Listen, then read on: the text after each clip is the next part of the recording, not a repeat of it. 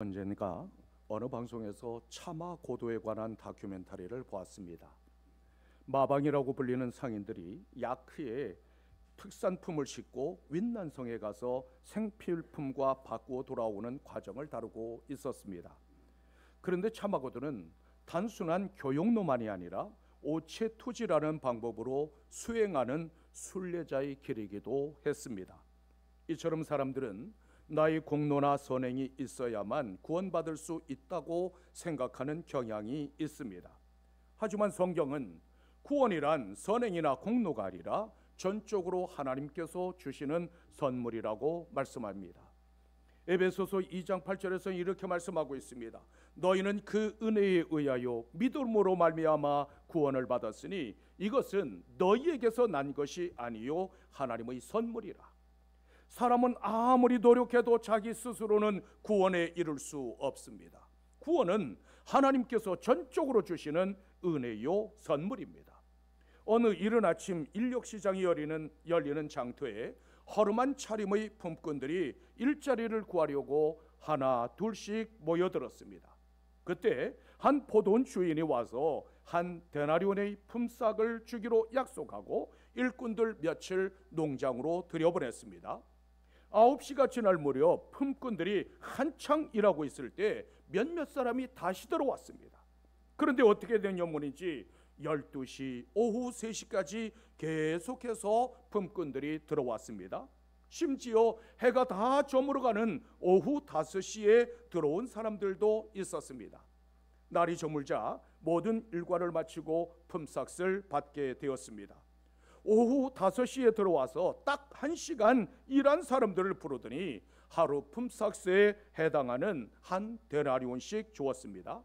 이어서 오후 3시에 들어온 사람들에게도 역시 한 데나리온씩 주었습니다. 그것을 본 일찍 들어온 사람들은 얼굴에 웃음꽃이 만발했습니다. 왜냐하면 종일 수고했으니까 더 많은 품삯을 받게 되리라고 기대했기 때문입니다.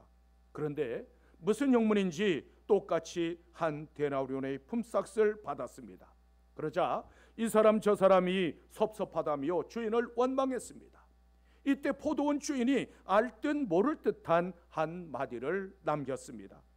나중된 자로서 먼저 되고 먼저 된 자로서 나중되리라. 주인이 모두에게 똑같은 품삯을 준 이유는 무엇일까요? 셈을 하는데 미숙하거나 아니면 지혜롭지 못한 사람이었기 때문일까요? 그것도 아니라면 실수였거나 경영이 미숙한 탓이었을까요? 본문 14절로부터 15절에서는 이렇게 말씀하고 있습니다. 나중은 이 사람에게 너와 같이 주는 것이 내 뜻이니라.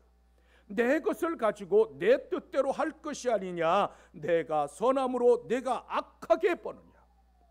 포도원에서 일한 사람들이 받은 한 데나리온의 품삯은 구원을 상징합니다. 따라서 부름의 순서와 상관없이 모든 믿는 자를 동일하게 구원하시는 것이 하나님께서 기뻐하시라는 뜻이라는 말씀입니다. 하나님의 거룩하신 눈으로 보면 모든 사람은 너나 없이 긍휼히 여김을 받아야 할 죄인입니다. 따라서 먼저 믿은 자나 나중에 믿은 자나 동일하게 구원하십니다. 세상에서는 자기가 일한 만큼 보상받는 공로주의가 작용합니다. 따라서 높고 낮음이나 빈부 귀천에 따라서 대접이 달라집니다. 하지만 천국은 모두 한 데나리온씩 받는 하나님의 은혜와 하나님의 긍휼이 작용하는 곳입니다. 이 천국의 가치관과 질서가 이루어지는 곳, 그것이 바로 교회입니다. 당시 제자들은 예수님을 따르면서도 누가 높으냐를 다투었습니다. 그들도 성령으로 거듭나기 전까지는 지극히 평범한 사람들이었습니다. 예수님께서 예루살렘에 입성하셔서 왕이 되시면 서로 좌우편에 앉기를 기대했습니다. 하지만 주님께서는 그들을 향하여 천국의 질서는 너희가 생각하는 것과 전혀 다르다고 말씀하십니다. 당시 유대인들은 자기들만 아브라함의 자신이요 자기들만 천국에 들어간다고 맹목적으로 믿었습니다. 물론 먼저 택함을 받았다는 것은 남다른 은혜임이 분명합니다. 하지만 천국에서는 먼저 온 자나 나중 온 자나 똑같이 한 데나리온씩입니다. 따라서 우리는 세속적인 가치와 평가 기준을 버려야 합니다. 예수님께서는 가난한 자가 더 천국에 가까우니라, 유대인만이 아니라 죄인들도 회개하며 천국에 들어갈 수 있다고 말씀하십니다. 오히려 먼저 온 너희보다 나중에 온 이방인들에게 더욱더 풍성한 하나님의 은총이 흘러 넘치게 되리라고 말씀하셨습니다. 그들은 주님의 말씀을 도저히 받아들일 수 없었습니다. 그런데 만약 오후 5시에 막차를 타고 들어온 그 품꾼이 내 남편이거나 아니면 내 자식이라면 어떻게 하시겠습니까? 발을 동동 구르며 기다리던 내 가족이 오후 5시에 겨우 들어와서 나와 똑같은 품삯을 받는다면 그래도 안 된다고 원망하시겠습니까? 막차를 타고 온 내 자식이 한 데나리온의 품삯을 받을 때 부모는 얼마나 감사하며 기뻐했을까요? 이것이 바로 주님의 마음이요 천국의 가치관입니다. 이제는 주님의 마음과 천국의 가치관을 품고 살아갈 수 있는 여러분들이 되시기를 주님의 이름으로 축원합니다. 왜 먼저 온 사람들은 주인을 원망했을까요? 가장 먼저 온 사람들로부터 차례차례 불러서 한 데나리온씩 나누어 줬다면 모두가 감사하며 칭찬했을 것입니다. 주인도 역시 그러한 사실을 충분히 알고 있었습니다. 그런데 모두가 좋아할 방법을 택하지 않고 긁어 부스럼을 만드는 것처럼 보입니다. 하지만 이 말씀 속에는 놀라운 주님의 교훈이 담겨 있습니다. 먼저 온 사람들에게는 하나님의 뜻보다 내가 더 많이 수고했다는 공로의식이 자리 잡았습니다. 따라서 자신도 역시 빚진 자였음을 망각한 채 구원의 감격과 기쁨을 빼앗기고 말았습니다. 아침 6시나 9시에 들어와서 종일 일한 사람이 원망하는 것은 그런 대로 이해할 말만 합니다. 그런데 오후 3시에 들어온 사람도 내가 저 오후 5시에 들어온 사람과 똑같은 대접을 받아야 하느냐고 원망했습니다. 그러나 구원에는 먼저 온 자나 나중에 온 자나 차이가 없습니다. 구원과 영생은 사람의 힘과 능력이 아니라 오직 하나님의 주권적인 은혜일 뿐입니다. 따라서 나보다 더 연약한 막차를 탄 사람들 때문에 원망하지 마십시오. 그들 때문에 구원의 기쁨과 감동을 빼앗기지 마십시오. 우리가 꼭 기억해야 할 것은 나도 역시 오후 5시에 막차를 타고 겨우 부름받아 구원받았다는 사실입니다. 막차 타고 구원받은 나에게 주인을 원망할 수 있는 권리가 있을까요? 주님께서는 나 같은 죄인도 부르셔서 한 데나리온을 주셨습니다.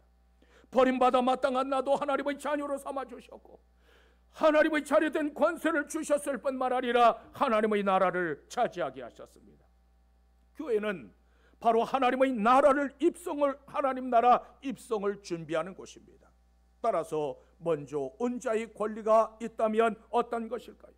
세례 요한은 예수님보다 먼저 와서 주님께서 오실 길을 닦았습니다. 그는 가죽옷을 입고 메뚜기와 석청을 먹으며 회개하라 천국이 가까이 왔느라라고 외쳤습니다. 내 뒤에 오시는 그분을 보라. 그분은 나보다 능력이 많으시니 나는 그분의 신을 들기도 감당하지 못하겠노라. 보라, 세상 죄를 지고 가는 하나님의 어린 양이로다. 먼저 온 자의 특권이 있다면 2 데나리온을 받는 것이 아니라 내가 받은 은혜와 내가 받은 축복을 나누어 주는 권리입니다. 나중은 자도 한 데나리온씩 받는 것을 보면서 기뻐하고 감사할 수 있는 권리, 그 외에는 아무것도 없습니다. 그러므로 이 기쁨과 감동을 빼앗기지 않는 여러분들이 되시기를 주님의 이름으로 축원합니다.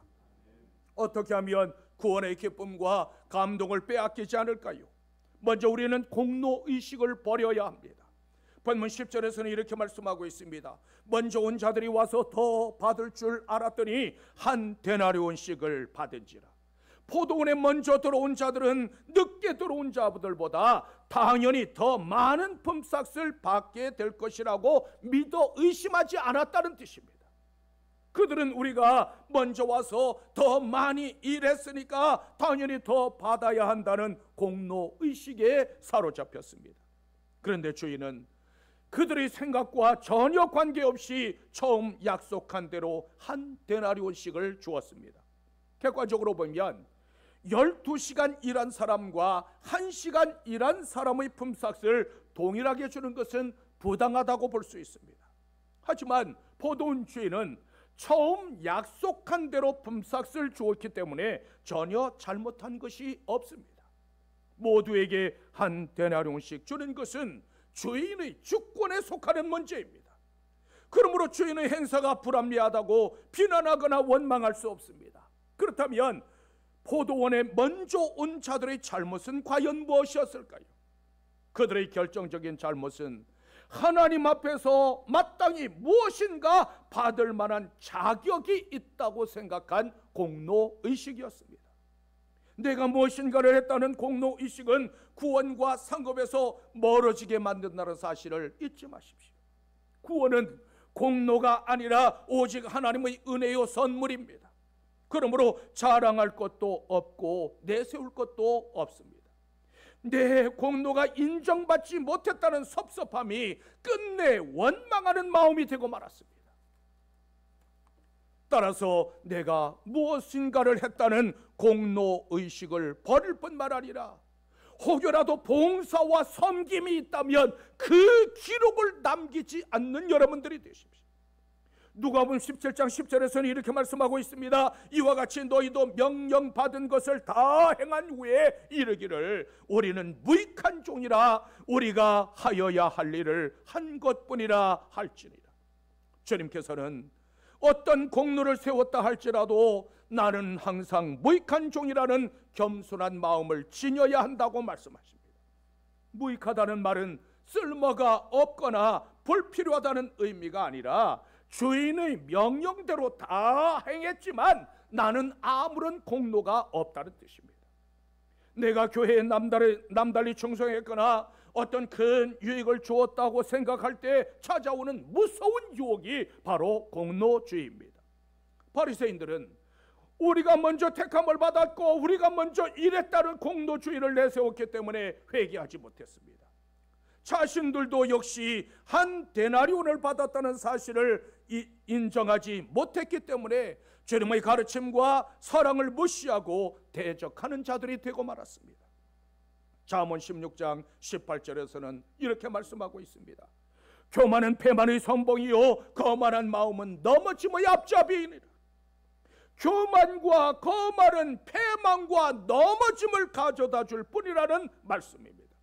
첫사람 아담과 하와가 넘어진 결정적인 이유는 하나님의 말씀에 대한 불순종과 하나님처럼 되고자 하는 교만이었습니다. 바벨탑 사건이나 고라 일당이 망하고 사울왕이 폐위된 결정적인 이유도 역시 교만 때문이었습니다.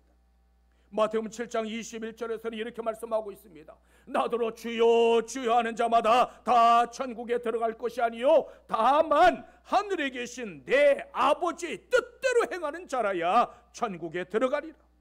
천국은 사람의 뜻이 아니라 하나님의 뜻대로 사는 사람들이 들어가는 곳입니다.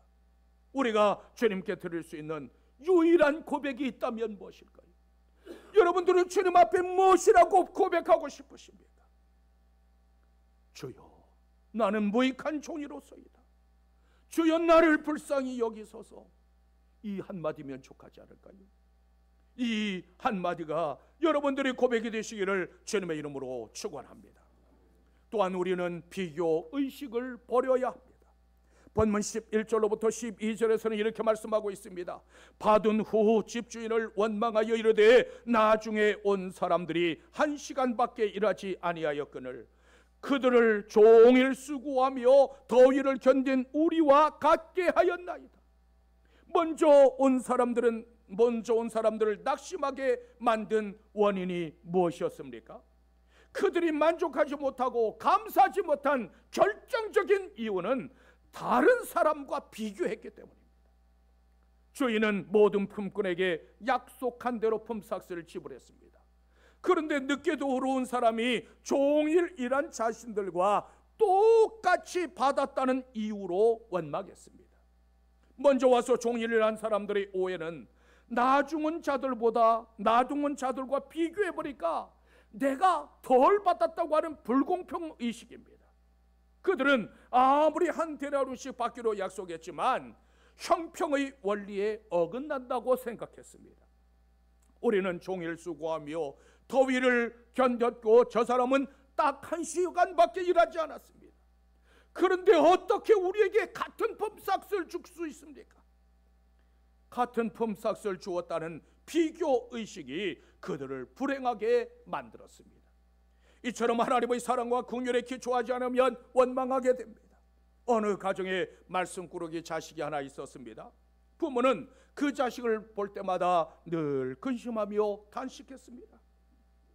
이제 해가 저물어가고 일할 시간이 얼마 남지 않았습니다. 오후 5시가 되자 이제 더 이상 부름을 받기에는 틀렸다고 생각하고 있을 때 그때 막차가 들어오는데 그 막차에 아들이 타고 있었습니다. 종일 허리가 끊어지도록 땀 흘리며 일하다가 그 아들의 모습을 본 부모의 눈시울은 그만 뜨거워졌습니다. 아들도 부모와 함께 비록 1시간이지만 열심히 일했습니다. 이제 6시가 되어 품삯을 정산하는 시간이 되었지만 아들은 별로 큰 기대를 걸지 않았습니다. 그런데 놀랍게도 온종일 일해야 받을 수 있는 한 데나리온의 품삯을 받았습니다. 이 세상 어느 부모가 왜 그놈에게 하루 품삯을 다 주십니까? 우리에게 더 주어야지. 이것은 경우에 어긋난다고 입을 삐죽거리는 부모가 과연 있을까요? 자식이 한 데나리온을 받으면 부모는 너무 좋아서 감사하고 기뻐하며 덩실덩실 춤을 춥니다. 자식이 한 데나리온을 받으면 부모는 너무 좋아서 기뻐하고 감사합니다. 내가 비록 손해를 보더라도 자식이 더 받기를 원하는 부모의 마음, 그 부모의 마음이 곧 하나님의 마음입니다. 그러므로 비교의식을 버리고 사랑과 긍휼의 마음을 가져야 합니다. 사랑에 기초하지 않은 율법은 모두 무서운 칼이 되고 맙니다. 율법적인 관점으로 보면 내가 더 받아야 마땅하지만 복음적인 관점에서 보면 막차를 탄 사람도 똑같이 받아야 합니다. 이것이 하나님의 은혜요, 이것이 하나님의 사랑입니다. 여호수아 1장 2절에서는 이렇게 말씀하고 있습니다. 이제 너는 이 모든 백성과 더불어 일어나 이 요단을 건너 내가 그들 곧 이스라엘 자손에게 주는 그 땅으로 가라.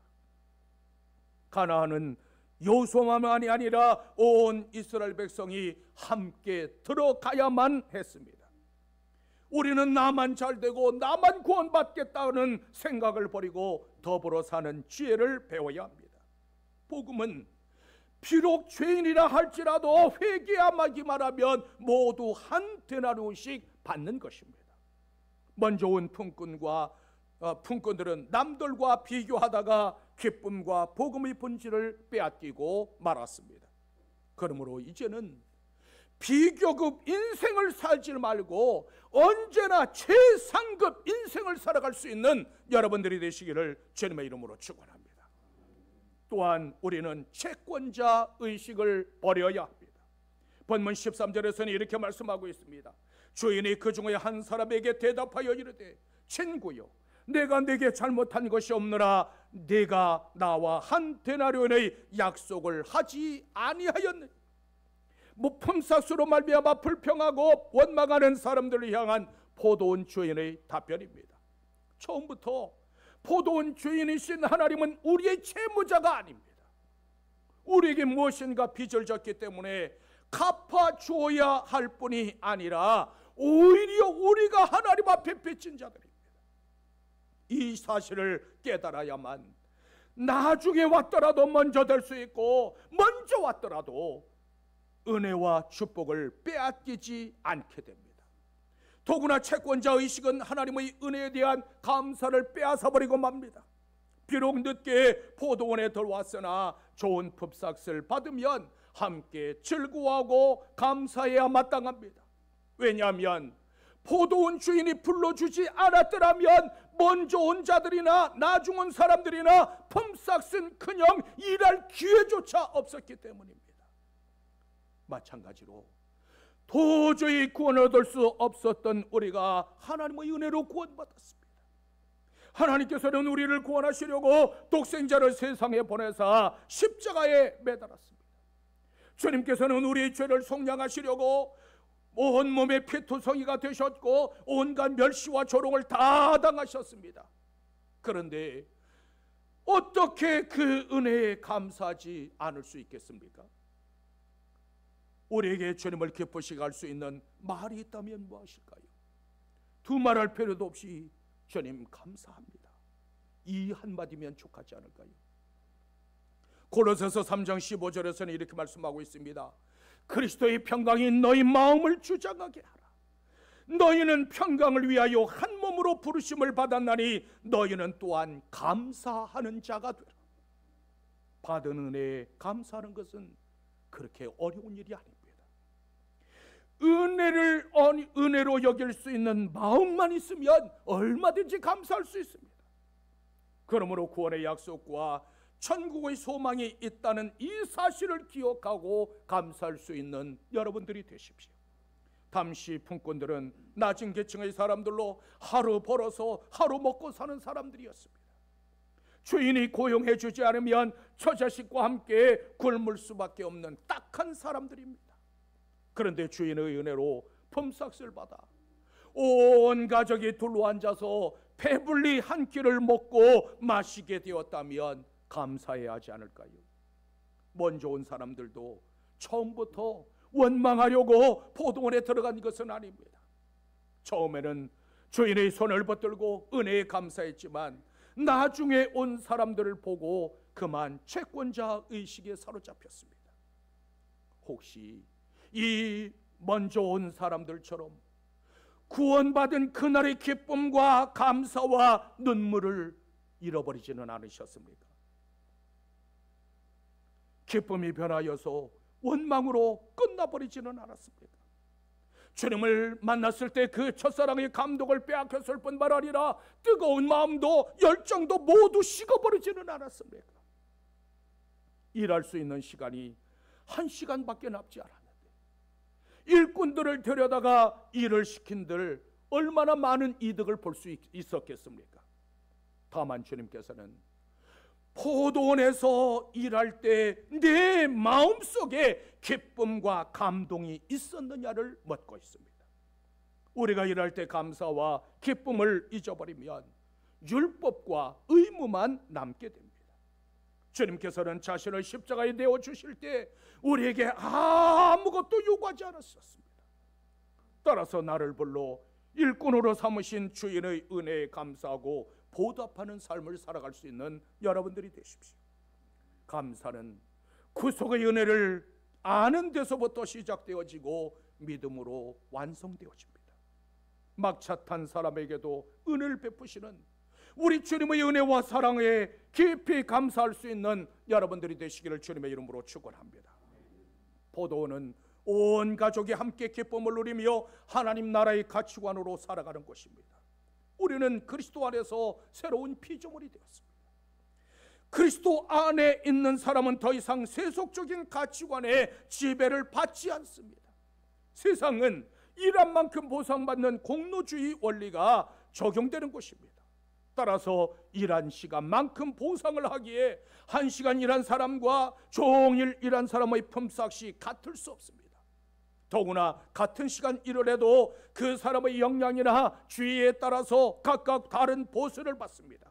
그러나 하나님의 나라는 전혀 다른 은혜의 원리가 작용하는 곳입니다. 따라서 보상을 기대하거나 불평하고 원망하는 곳이 아닙니다. 먼저 택함을 받아 포도원에 들어온 사람들의 기쁨은 어디에 있을까요? 두 배의 품삯을 받는 기쁨이 아니라 나중에 들어온 사람도 나와 같이 한 데나리온을 받는 것을 보고 기뻐하고 즐거워하는 데 있습니다. 나중에 들어온 사람은 우연히 오후 5시에 들어온 사람이 아니었습니다. 그는 아침 일찍 인력시장에 나와서 온종일 기다렸다가 남은 1시간이라도 일을 해서 자식들과 가족들에게 따뜻한 밥 한 술 먹이려고 기다렸던 사람입니다. 그 사람도 나와 함께 기뻐할 수 있는 곳, 그곳이 바로 천국입니다. 너희 기쁨이 나의 기쁨이 될 때 천국의 기쁨을 소유하게 됩니다. 너희 아픔이 나의 아픔이 되고 너희 슬픔이 나의 눈물이 되어 흐를 수 있다면 이미 이 땅에서 천국을 경험하고 살아가는 사람입니다.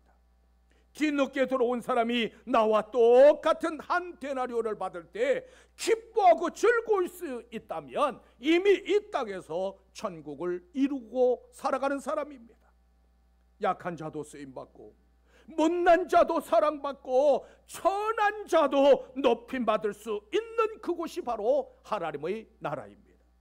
우리는 천국의 일꾼으로 부르심을 받은 하나님의 사람들입니다. 그러므로 하나님께서 베풀어 주신 은혜에 감사하고 기회를 선용할 수 있는 여러분들이 되십시오.